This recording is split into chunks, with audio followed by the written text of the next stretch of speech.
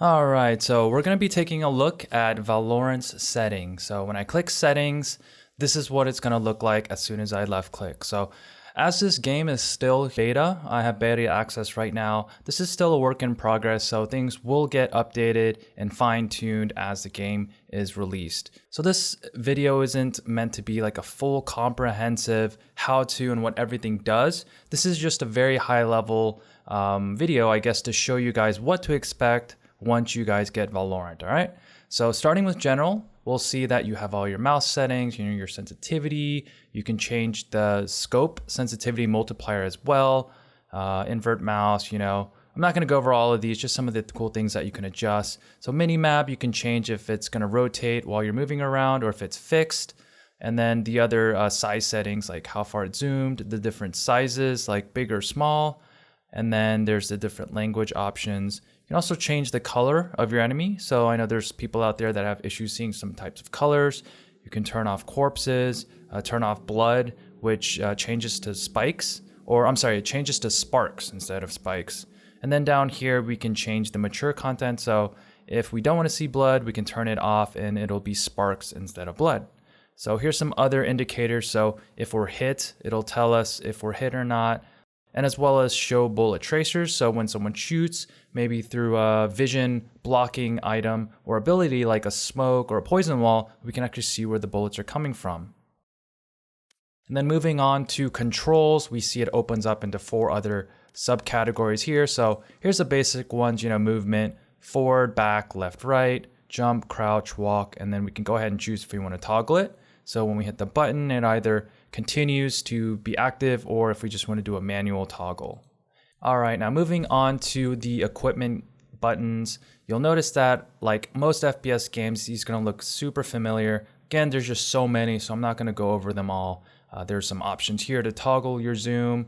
You can do it where it's manual. You have your reloads, your drop your weapons. You can cycle through your next weapon with mouse wheel up or down, whatever key you set.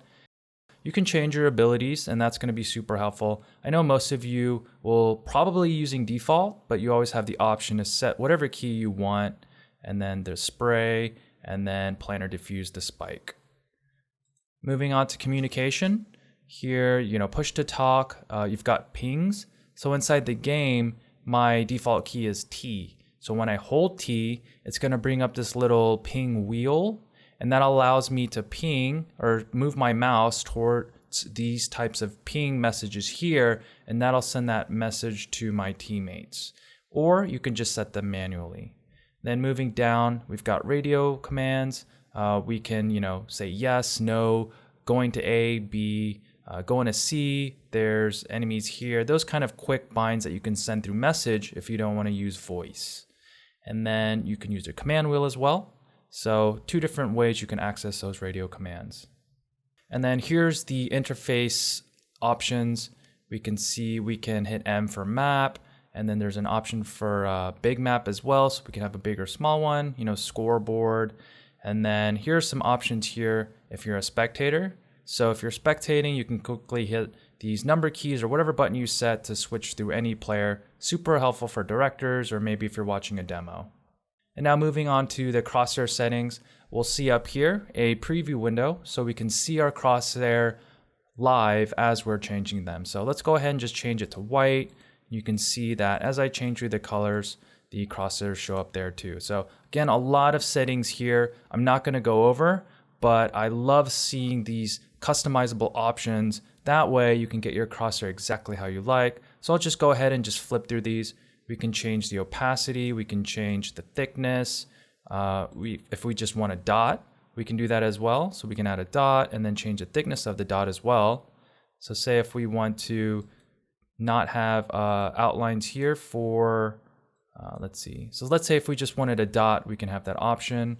There we go. So I had to remove my inner line and then I go ahead and just increase my dot. So I can get a little pixel dot if I want. And let's go ahead and activate. Let's go disable our center dot.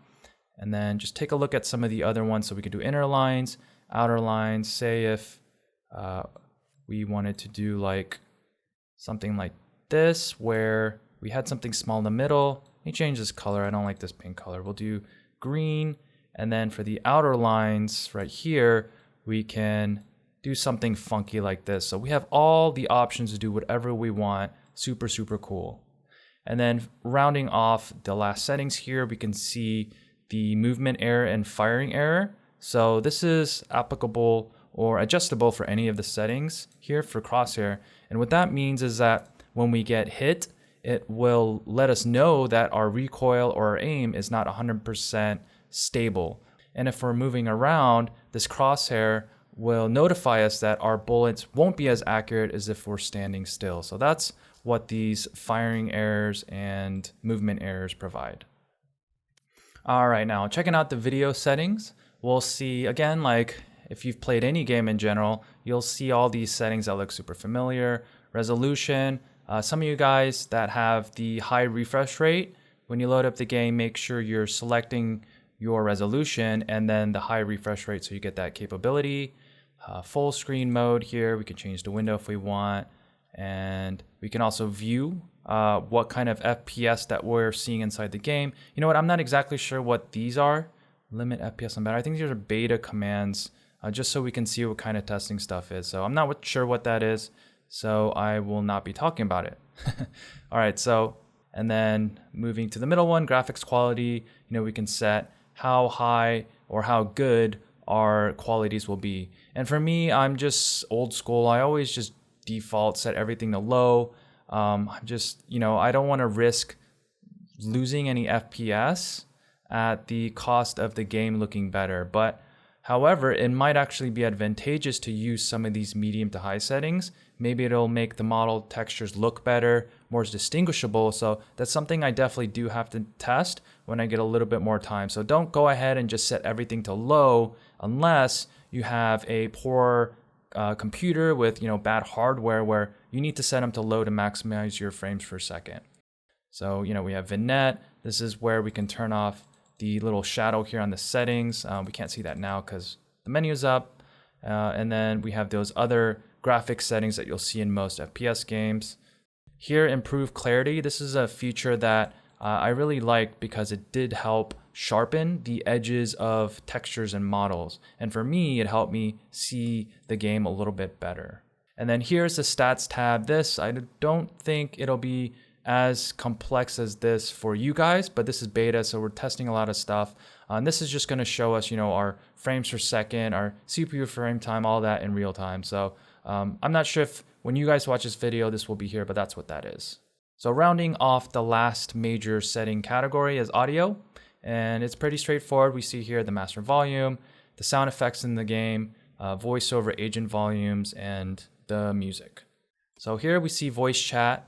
So this is where you set, you know, whatever headset or mic you're using, the volumes. You can also enable, disable voice chat, all pretty straightforward stuff. And then for voiceover, we have these 4 options. You know what, I'm not exactly sure what these mean exactly, but I think these are, so say technical callouts, I think that's when an agent uses their ability that it will voice over, or it will be an audio cue from that agent's particular voice. So you know what, guys, I'm not sure 100%, but you guys can figure it out. So anyways, those are all the settings. Pretty straightforward. Again, this is not meant to be something that goes over everything, and you guys can test that for yourselves, but hopefully this will give you some kind of idea of what these do and what to expect once you play the game.